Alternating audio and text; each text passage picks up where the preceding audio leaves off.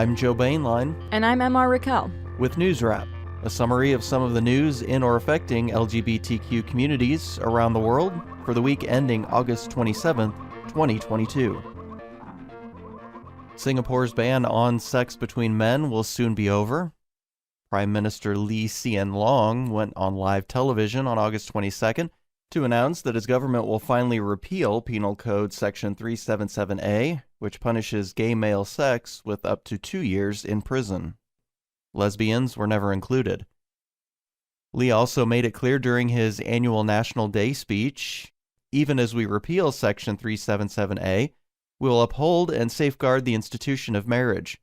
Under the law, only marriages between one man and one woman are recognized in Singapore. Some queer activists believe that the Prime Minister was trying to mollify his nation's religious conservatives. An alliance of more than 80 churches called the repeal announcement an extremely regrettable decision, which will have a profound impact on the culture that our children and future generations of Singaporeans will live in, according to Reuters. Equality advocates believe that impact will be positive and celebrated 377A's long overdue repeal after decades of work. A media statement from a coalition of more than 20 queer rights groups hailed the hard-won victory, but also lamented the Prime Minister's mixed messages. They called the win the first step on a long road towards full equality for LGBTQ+ people. The small Southeast Asian city-state kept the 1938 British colonial-era Penal Code Section 377 when it gained its independence in 1965. Most of its sex regulations were repealed in 2007, but the gay-specific 377A was left intact. Challenges to the law have been repeatedly rebuffed by Singapore's High Court.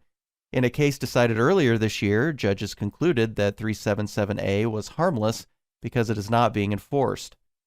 Activists objected to having it on the books at all. Prime Minister Lee set no timetable for repeal, so it's anyone's guess how long the process might take.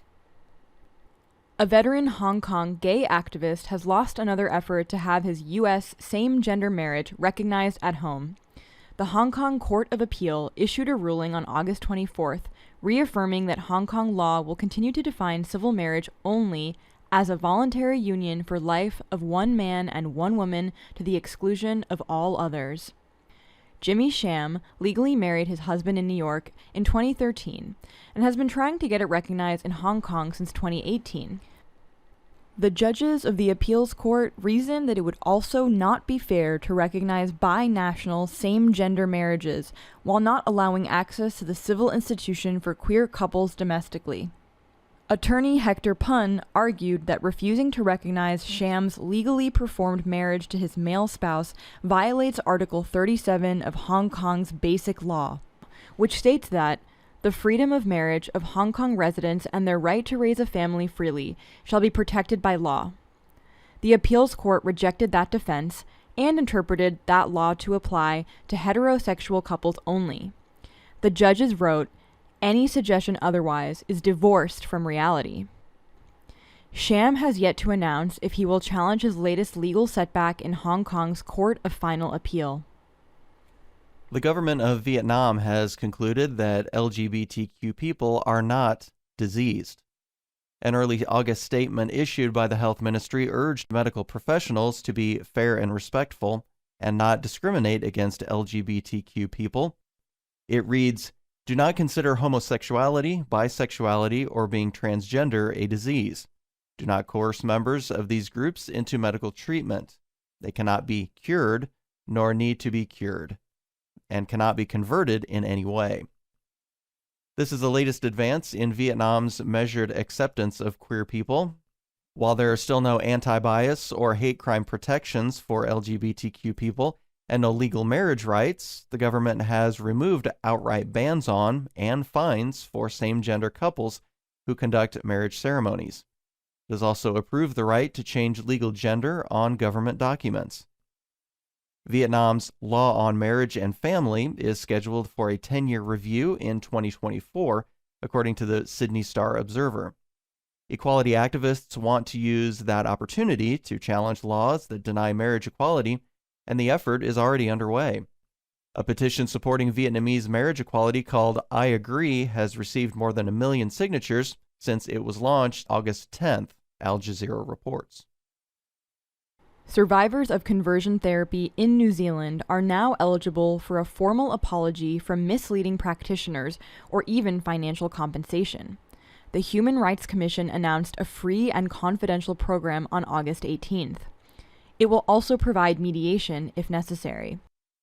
It's a welcome 10th anniversary gift for Inside Out, one of New Zealand's leading queer advocacy groups.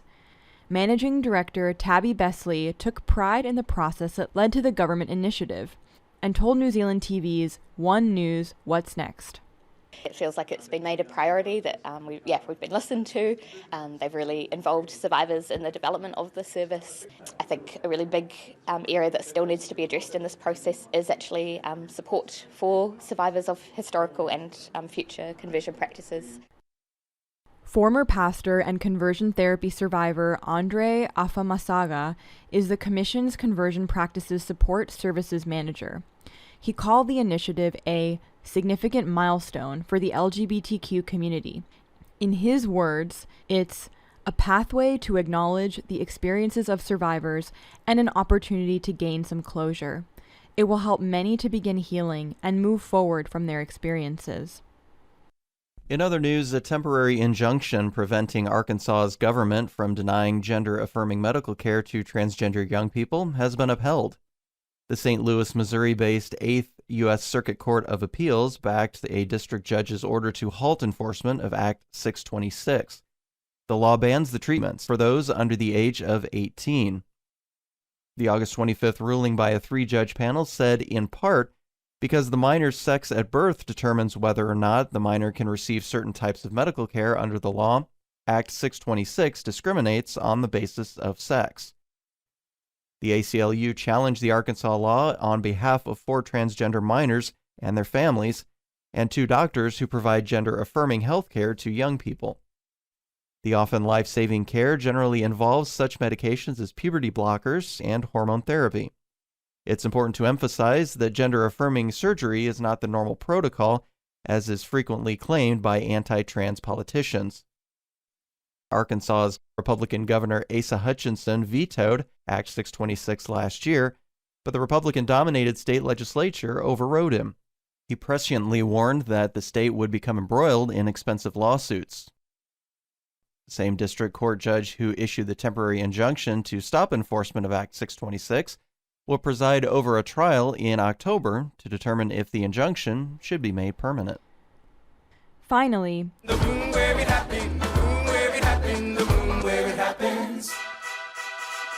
a conservative Christian church is doing penance for mounting an unauthorized version of Lin-Manuel Miranda's hit musical Hamilton.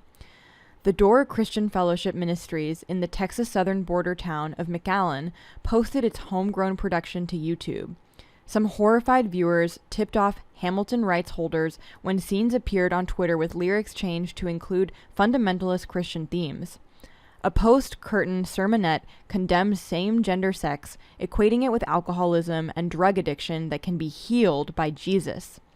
Miranda was grateful to those who blew the whistle on the offensive and unauthorized production. He wrote, "Now lawyers do their work." Virtually the entire multi-award-winning original company of Hamilton has been vocally pro-LGBTQ, so it's not surprising that a cease and desist letter was sent. A lawsuit was considered. The McAllen Church posted an Instagram apology this week, claiming that Pastor Roman Gutierrez had assured congregational officials that the changes had been approved by the license holders. An undisclosed amount of monetary damages was promised. The folks at Hamilton are donating the money to queer-supportive businesses in southern Texas and to the LGBTQ South Texas Equality Project. That's NewsWrap, global queer news with attitude, for the week ending August 27th, 2022. Follow the news in your area and around the world. An informed community is a strong community. NewsWrap is written by Greg Gordon, edited by Lucia Chappelle, produced by Brian DeShazer, and brought to you by you. Thank you. Help keep us in ears around the world at thiswayout.org, where you can also read the text of this newscast and much more. And you can read the transcript and listen to NewsWrap each week by subscribing to our This Way Out radio channel on YouTube. For This Way Out, I'm MR Raquel. Stay healthy. And I'm Joe Bainline. Stay safe. This Way Out delivers LGBTQ news and culture to more than 150 local communities on radio stations around the world. And we are also a free online news service. You can choose your favorite way to listen, online or on the air, at thiswayout.org. Please sign up for our free e-newsletter, Inside This Way Out. We'll respect your trust in us and make sure your personal information is never shared with others. Just send us an email at info@thiswayout.org to receive the informative and unique addition to the show. You'll be invited to join us for a more in-depth look into our stories and be encouraged to learn more about This Way Out's 3 decades of broadcast activism. We hope you choose to join us in celebration of LGBTQ history and culture. Email us at info@thiswayout.org to join the movement. We'll make sure you always know what's going on inside This Way Out.